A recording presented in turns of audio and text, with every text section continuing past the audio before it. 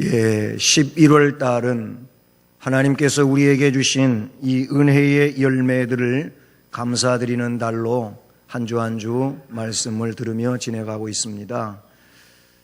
11월 달은 5주로 되어 있어서 아직 한 주, 다음 주일 더 남아 있습니다. 여러분, 하나님은 우리에게 은혜들을 주십니다. 그리고 그 은혜에 근거하여 우리는 삶을 살아서 귀한 열매를 맺어서 다시 하나님 앞에 감사로 그렇게 되돌려 드려야 할 줄로 믿습니다. 하나님의 은혜를 우리는 하나님의 선물이라고 그렇게 말할 수가 있습니다. 구원에 대한 일들도 에베소 2장의 말씀을 보게 되면은 하나님이 우리에게 주신 선물이라고 그렇게 말씀해 주고 있습니다. 하나님은 우리에게 선물 주시기를 너무나도 기뻐하시는 사랑의 하나님이신 줄로 믿습니다. 모든 것이 하나님의 선물인데, 그런데 오늘 말씀해 보면 하나님께서는 구하는 자들에게 가장 귀한 것을 또한 선물로 주실 것을 말씀해 주십니다. 왜 이렇게 하나님은 우리에게 선물 주시기를 좋아하시느냐? 우리를 너무나도 사랑하시기 때문인 줄로 믿습니다. 저나 여러분 모두는 하나님으로부터 큰 사랑을 받은 자들인 줄로 믿습니다.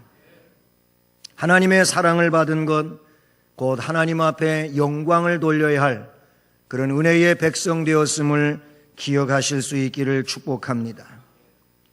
오늘 말씀에 하나님이 주시는 선물들을 이야기할 때 이 선물을 가지고 우리는 신앙생활을 더 능력 있고 기쁘고 행복하게 살아가야 될 줄로 믿습니다.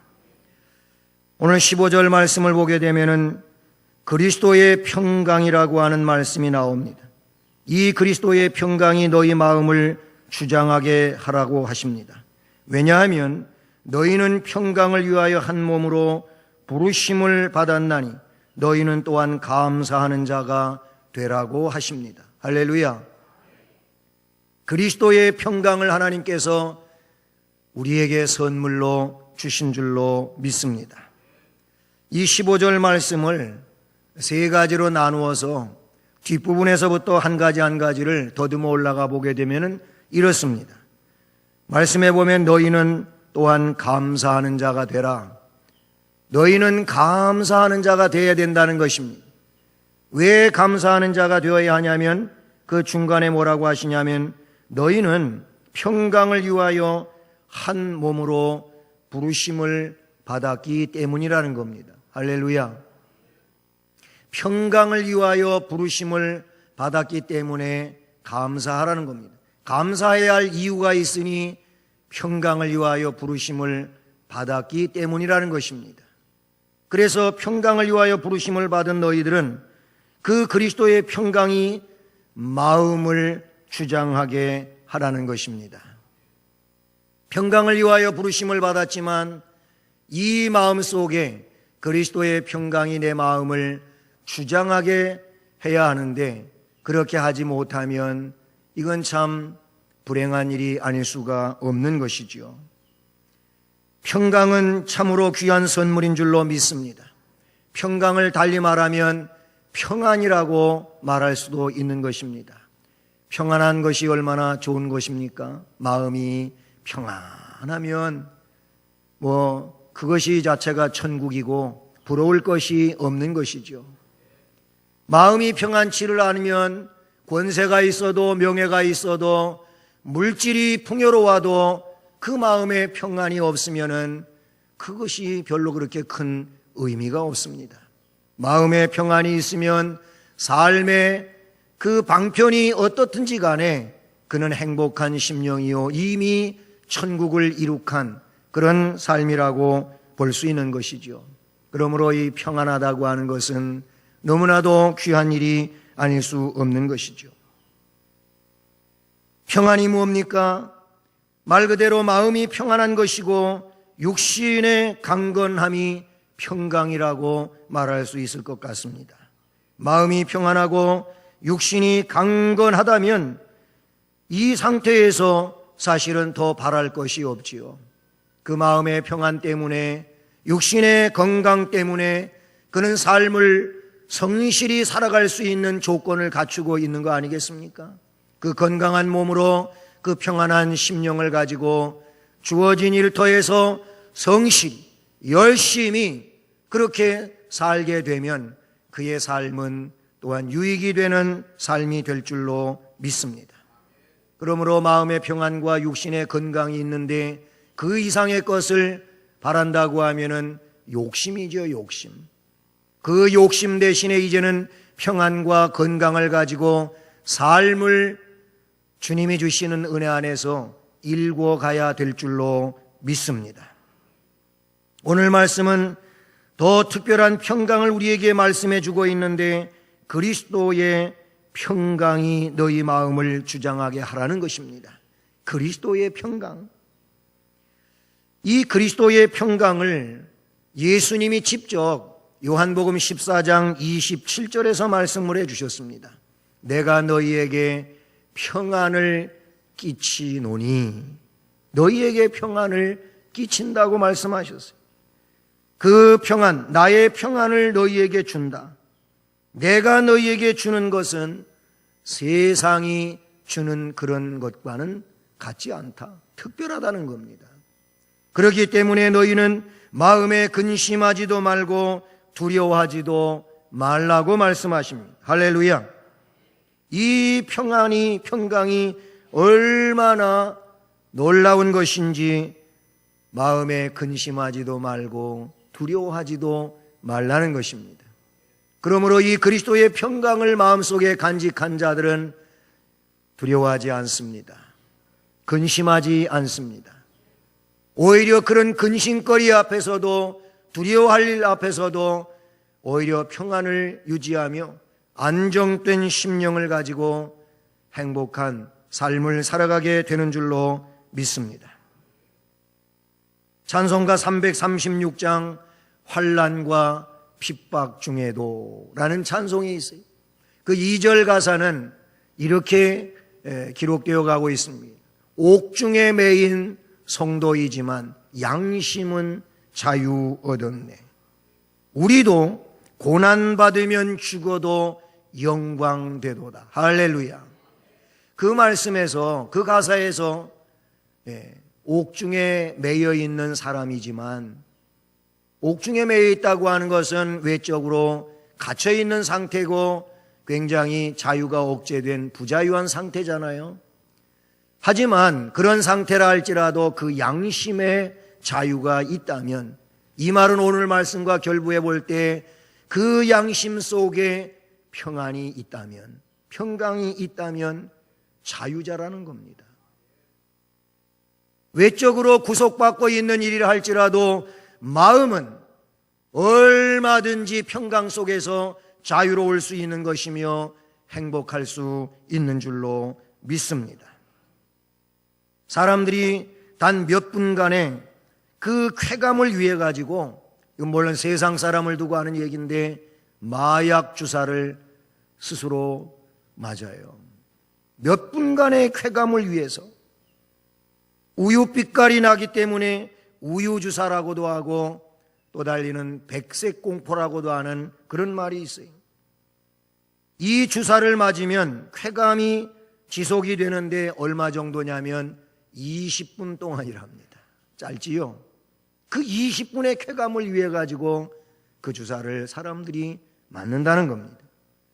그런데 맞을 때마다 20분이 쾌감이 지속이 되는 게 아니고 자꾸 맞다가 보면은 20분 쾌감이 15분으로 줄어들고 또 얼마 가지 않아서 그것이 10분으로 줄어들고 점점점 쾌감의 기간은 단축이 되어진다는 것이지요. 그럼에도 불구하고 부작용 굉장히 큽니다. 사람들은 이 짧은 쾌감을 위해서 많은 돈을 지불하고 위험을 감수하는데, 몸이 망가지는 위험, 그런가 하면 이런 일을 하게 되면 체포되고 구속되고, 이거 큰 문제잖아요. 이런 위험을 감수하면서도 그걸 한다는 거예요. 저는 하나님의 백성의 한 사람으로 또 하나님이 주시는 이 평안과 그리스도의 평강에 대한 것을 경험하고 믿는 자로서 이 귀한 하나님의 평강에 대하여 이런 사람들은 전혀 관심조차 없다고 하는 거예요. 이거를 알았더라면 그딴 짓을 하지 않았을 텐데, 그런 상황에 빠지지 않았을 텐데, 예수를 믿는다 하면서 이 평안을 누리지 못하는 일은 어떻게 보면은 손해나는 삶을 살고 있다, 이렇게 볼 수밖에 없는 것이죠. 사랑하는 성도 여러분, 이 그리스도의 평강이 여러분 마음을 주장하게 할 수 있기를 바랍니다. 왜냐하면 그 평강의 삶을 위하여 부르심을 받았기 때문이라는 겁니다. 그러므로 감사하는 삶을 살아야 될 줄로 믿습니다. 주님이 주시는 평강이 얼마나 크든지 모든 지각에 뛰어난 하나님의 평강이라고 말씀하고 있어요. 이것은 곧 어떤 생각도 감정도 환경도 다 씻어버릴 수 있는, 다 물리칠 수 있는, 그것을 깨뜨리고 벗어날 수 있는 이런 놀라운 선물이라고 성경은 말씀해 주고 있습니다. 성령께서 임하시며 그 마음을 다스려 주실 때에 이 평강은 그 속에 함께하는 줄로 믿습니다. 그래서 초대교회 사도들을 위시해 가지고 성령 받은 사람들을 보게 되면은 그 상황이 문제가 되지를 않았습니다. 어떤 상황에서도 그들은 평안했어요. 행복했어요. 그리고 기쁨이 있었어요. 오히려 주께서 자신들을 그런 고난의 짐을 지게 하고 그 삶을 살아가게 한다 할지라도 그것이 오히려 영광으로 다가올 하나님의 나라에서의 그 일을 생각하며 기쁘고 즐거워했습니다. 할렐루야. 이 평강은 헬라어로서 에이레네라는 단어입니다. 그런데 이 에이레네라고 하는 단어는 다스림이라고 하는 그런 의미를 담고 있습니다. 그래서 로마 황제가 나라를 잘 다스려 가지고 그 나라가 평온하고 안정이 될 때에 그 내용에 대하여 에이레네라고 했다는 것입니다. 황제의 내용뿐만이 아니고 어떤 지방 관리가 그 마을을 잘 다스려 가지고 그 마을이 질서정연하고 평안이 지속이 되면 그 자체를 그 다스림에 의하여 우리는 에이레네라는 겁니다. 그 잘 다스림 속에 평안이 유지되어서 에이레네라는 말은 다스림이라는 그런 의미를 담고 있다는 것이죠. 여러분, 우리를 다스리시는 분은 하나님이십니다. 우리 마음속에 오셔서 우리를 주장하시는 분은 성령 하나님이십니다. 그러므로 성령께서 우리를 지배하시고 다스리는 이런 심령에는 평안이 유지됩니다. 평강이 넘쳐나게 되는 줄로 믿습니다. 어찌 하나님께서, 성령께서 우리의 삶을 부조화시키시겠습니까? 우리의 삶을 질서 있게 만들어 주시고, 그리고 그 어떤 것으로부터도 침해당하지 않는 이런 은혜 안에 살아가게 해주시는 줄로 믿습니다. 성령의 내주하여 다스려 주심, 우리 하나님의 다스려 주심, 이것은 말 그대로 에이레네 평강인 줄로 믿습니다. 평안인 줄로 믿습니다. 이처럼 성령께서 다스려 주시게 될 때 그것이 하나님 나라가 되는 줄로 믿습니다.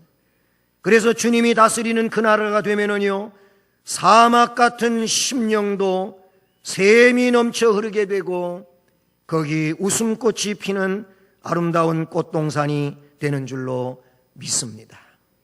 이사야 성경이 이 말씀을 우리에게 선포해 주고 있어요.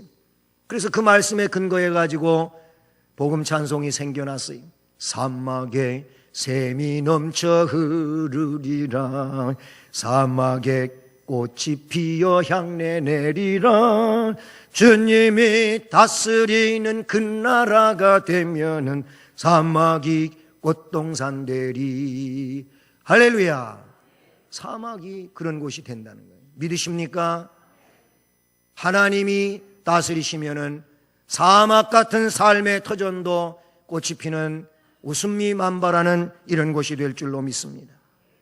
사자들이 어린 양과 뛰놀고 어린이들이 함께 뒹구는 참사랑과 기쁨의 그 나라, 메시아의 임하심으로 성령의 임재로 일어나게 되는 줄로 믿습니다. 하나님이 우리에게 주신 선물은 평강인 줄로 믿습니다. 할렐루야. 여러분, 삶을 살면서 성령 안에서 하나님의 통치 안에서 평안하시기를 축복합니다. 그 다음에 이 말씀은 16절에서 그리스도의 말씀이 너희 속에 풍성히 거하여 모든 지혜로 피차 가르치며 권면하고 시와 찬송과 신령한 노래를 부르며 감사하는 마음으로 하나님을 찬양하고. 할렐루야. 이 말씀에 보게 되면 우리에게 선물로 주신 것이 있는데 그것이 그리스도의 말씀이라고 말씀해 주고 있어요. 그리스도의 말씀이 너희 속에 풍성히 거하기만 하면은, 그리스도의 말씀이 너희 속에 풍성히 거한다면 말씀해 보니까 모든 지혜로 피차 가르치고 권면할 수 있게 된다는 거예요. 그런가 하면 시와 찬송과 신령한 노래를 부를 수 있다는 겁니다. 또한 감사하는 마음으로 하나님을 찬양할 수 있게 된다고 말씀해 주고 있습니다. 그렇습니다. 이 구절에서 말씀의 선물이 얼마나 귀한 것인지를 우리에게 가르쳐 주고 있는 것이죠. 하나님의 말씀은 모든 창조의 근원이 되었습니다. 하나님의 말씀은 기적의 근본이 되는 줄로 믿습니다. 그리고 하나님의 말씀은 신앙생활과 사명 완수의 원천이 되는 줄로 믿습니다. 여러분, 우리가 주께서 주신 이 신앙의 길을 능력 있게 걸어갈 수 있는 비결이 무엇입니까? 하나님께서 우리에게 주신 직분과 은사를 아름답게 활용하고 하나님 앞에 영광을 돌릴 수 있는 비결이 무엇이겠습니까? 그것은 다른 것이 아닙니다. 우리에게 그리스도의 말씀이 풍성하면 될 줄로 믿습니다.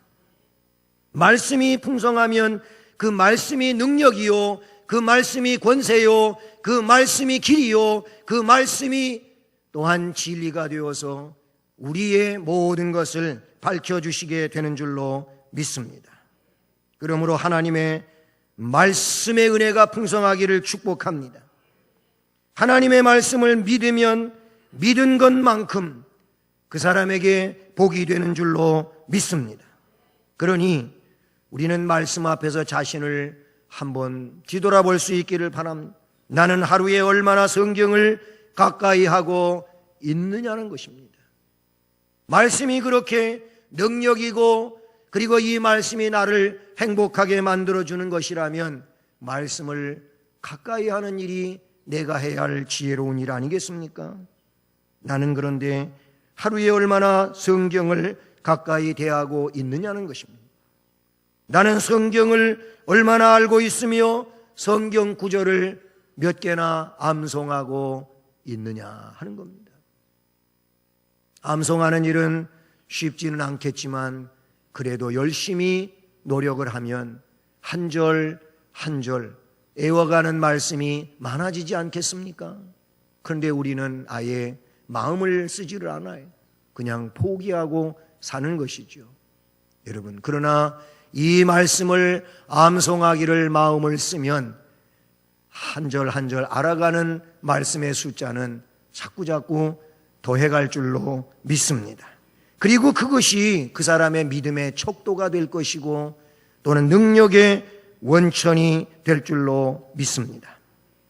존 훌러라고 하는 박사님이 계시는데 이분은 노벨 수상자 400명을 15년 동안 연구 추적을 했다고 합니다. 그리고 그분이 그 연구한 것으로 책을 발행했는데 책의 제목은 유태인과 기독교인이라는 거예요. 그 책에 이런저런 내용들이 많이 담겨져 있는데 이런 부분이 있습니다. 노벨 수상자들의 종교 분포도는 어떨까 하고 연구하고 추적 조사했는데 이렇게 나타났습니다. 기독교인이 64%, 유태인이 22%, 천주교 즉 카톨릭이 11%, 불교인이 0.9%, 해교도인이 즉 이슬람권에서 0.1%라는 겁니다. 여러분, 여기 나오는 기독교, 유태교, 천주교는 우리가 가지고 있는 이 성경하고는 좀 다르긴 하지만 어쨌든 성경, 바이블을 근거하고 있어요. 유태인들은 구약을 중심으로 하고 있는, 그것도 토라, 모세 오경, 율법을 중심으로 하여 가지고 있지요. 캐톨릭은 우리나라에서는 그들이 쓰는 성경은 공동 번역 성경입니다. 공동 번역 성경. 우리하고 좀 다른 성경은 거의 비슷한데 거기에 외경을 담고 있는 이런 성경을 사용하고 있어요. 어쨌든 성경을 근거로 하고 있는 나라가 97%예요. 97%가 성경을 모태로 하고 있는 데서 노벨 수상자들이 나왔다는 겁니다. 여러분, 성경을 가지고 씨름하는 자들이 지혜로운 자들이에요. 그래서 오늘 말씀에도 그리스도의 말씀이 너희 속에 풍성히 거하면은 모든 지혜로 피차 가르칠 수 있고 권면할 수 있다는 거예요. 할렐루야. 그리고 시라든지 찬송이라든지 신령한 노래를 부를 수 있게 된다는 거예요. 이거는 영적인 풍요를 누리는 자산들이죠. 그런가 하면 감사하는 마음으로 하나님을 찬양할 수 있게 된다는 거예요. 자, 노벨 수상자 종교 분포도는 그런데 노벨상을 받은 이들의 나라는 그러면 어떤 나라들이냐? 23개국이었어요. 이분이 연구할 때까지. 그런데 1등부터 7등까지의 나라를 보게 되면 순서별로 스위스, 덴마크, 스웨덴, 네덜란드, 영국, 미국, 독일 이런 순으로 이어진다는 거예요. 생각해 보세요. 이 7개의 나라들은 다 하나님 말씀에 기초하고 있는 나라들입니다. 예? 그래, 성경을 보고 들음으로 하나님의 말씀으로 풍성하게 되어서 그 말씀의 풍성함이 놀라운 일들을 만들어냈다는 거예요. 그런 이들이 정말로 지혜로운 자들이 되고 세상을 끌고 가는 인물들이 된다는 것이죠. 그러니 그리스도의 말씀으로 풍성해진다고 하는 것이 얼마나 복 있는 것입니까? 하나님은 이 선물을 우리에게 주셨어요. 또 한 가지가 있는데 하나님께서 우리에게 주신 선물이 뭐냐면 주 예수의 이름이라는 겁니다. 할렐루야.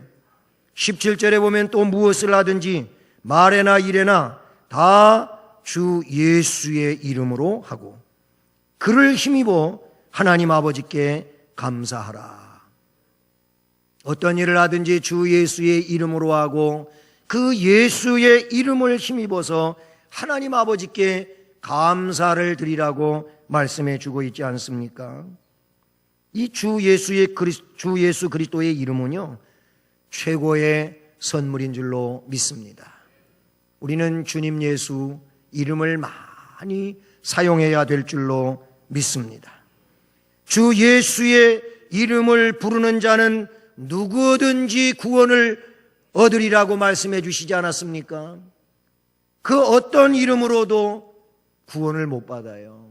내 이름으로도 안 되고 또는 세상에 훌륭한 업적을 남긴 어떤 위인의 이름을 가지고도 영원한 구원에 도달할 수는 없는 거예요. 오로지 주 예수의 이름으로 구원에 이르게 되는 줄로 믿습니다.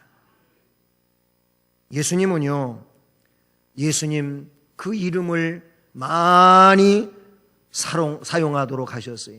이거를 조금 상술적인 말로 이야기하면 예수님 이름 많이 팔아먹으라고 얘기해요. 그렇게 말씀해 주셨어요. 여러분, 지금 이 시대에는요, 초상권 침해라고 하는 그런 내용들이 있어요. 어떤 사람의 이름을 함부로 사용해도 안 되고, 그 사람이 쓴 책을 함부로 도용해도 안 되고, 그 사람의 업적을 아무렇게나 이용할 수가 없어요. 돈 내고 사용하라는 시대예요. 근데 우리 예수님은 예수 이름을 많이 써먹으라. 할렐루야. 이것부터가 달라. 이것부터가 달라. 여러분, 주님 예수 그리스도의 이름을 얼마나 사용하고 계십니까? 사도행전 3장을 보니까 베드로와 요한이요, 기도하러 성전에 올라갔어요. 미문을 통하여 들어가는데 거기에 늘 앉아서 한 푼 주세요 구걸하는 일평생 거지가 있었어요. 나면서 그는 안진뱅이 된 사람이에요. 한 번도 걸어본 적이 없어요. 그날도 그렇게 동량을 구하고 있었어요. 근데 베드로와 요한이 지나가다가 그 사람을 주목해보고 베드로가 이런 말을 합니다. 네가 나한테 달라고 하는 은이나 금은 나한테 없다. 하지만 내게 있는 것이 있다. 내게 있는 것으로 내게 주는데 나사렛 예수 이름으로 일어나 걸어라 하고 그의 손을 잡아서 일으켰어요. 그랬더니 이 사람이 일어납니다. 걸어갑니다. 뛰어갑니다.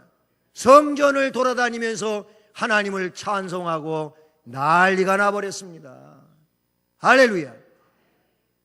아니, 세상에 한 번도 나면서부터 걸어본 적이 없으니 이 사람이 어떻게 그렇게 할 수가 있어요? 좀 시간이 가야 되지요. 몇 날 며칠이 가야죠. 물리치료도 받고 재활치료도 하고 그렇게 하면서 조금 낮아가지고 일어섰다가 한 발짝 벌벌 떨면서 한 발짝 뛰고 그래고 나가지고 조금 걷다가 그 다음에 뛰어가고 할 수 있는 것이지 않겠어요? 그런데 주 예수 이름, 나사렛 예수 이름이 선포되어질 때 이 사람은 일어났습니다. 걸어갔습니다. 뛰어갔습니다. 할렐루야.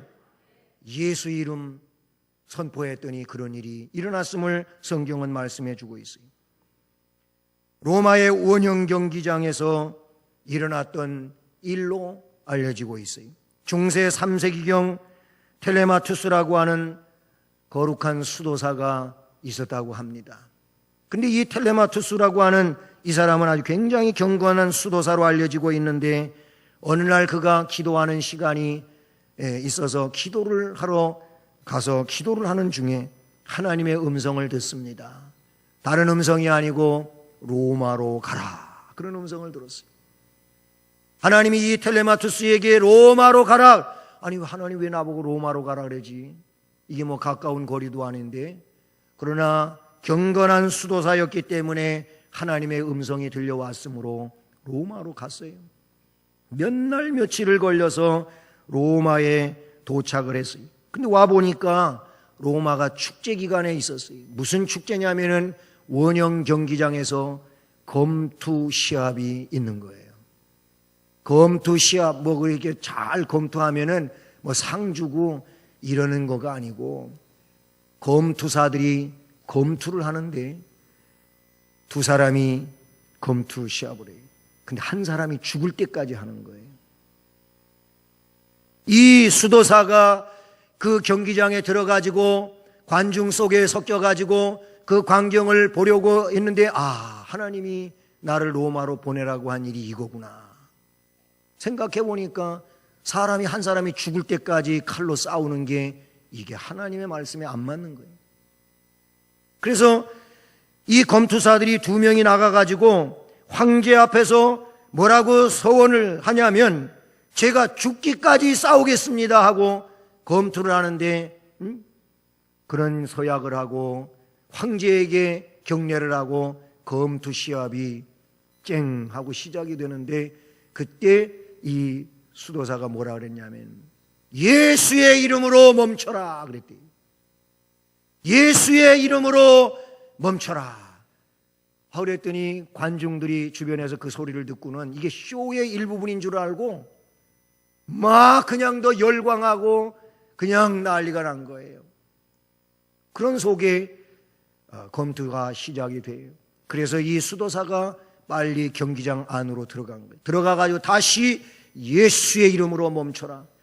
그랬더니 앞에 환호하던 사람들은 이제 야유를 퍼부어대는 거예요. 아니, 저 이상한 사람이 와가지고 이 흥분되는 시합을 멈추라고 한단 말이야. 막 야유를 퍼부어대고 그랬어요. 검투사 중에 한 사람이 쫓아가서 이 수도사를 칼로 찔러버렸어요. 수도사는 칼에 찔려가지고 피를 흘리면서 정신을 잃어가는 중에 또다시 예수의 이름으로 멈춰라 그랬다는 거예요. 그때 그 많은 사람 중에 한 사람이 퇴장을 했는데 그가 누구냐면 로마 황제가 먼저 퇴장을 했다는 거예요. 황제를 호위하던 그런 사람들이 황제를 따라서 퇴장을 했습니다. 그리고 관중들이 하나둘 퇴장을 하고 검투사들까지 퇴장을 했어요. 물론 그 수도사는 죽었어요. 이 일은 AD 391년에 있었던 사건으로 알려지고 있고, 그래서 이 일 이후에 로마에서는 사람을 죽이는 검투 시합이 다시는 있지 않았다는 겁니다. 주 예수의 이름으로 사람을 죽이는 검투 시합이 사라지고 말았습니다. 여러분, 주 예수의 이름은 사람을 살리는 겁니다. 사랑하는 성도 여러분, 주 예수의 이름을 선포하며 살아가는 우리 모두가 될 수 있기를 주님의 이름으로 축복합니다. 우리 성도들은 하나님께서 만세 전부터 예비하신 복을 받는 그런 예수 그리스도의 심령들인 줄로 믿습니다. 예수님을 잘 믿으면 평강의 복을 받습니다. 능력의 말씀이 함께하는 줄로 믿습니다. 주 예수의 이름이 언제나 함께하는 자인 줄로 믿습니다. 그러므로 이 선물을 받은 자들로서 이 선물을 가지고 평안하시기를 바랍니다. 평강의 삶을 이루어 가시기를 바랍니다. 행복하시기를 바랍니다. 그리스도의 말씀으로 능력 있기를 축복합니다. 그리고 삶 속에서 어지럽고 혼탁한 이런 일들을 향하여 주 예수의 이름으로 물리치기를 명하시기를 주님의 이름으로 축복합니다. 승리하는 여러분 되시기를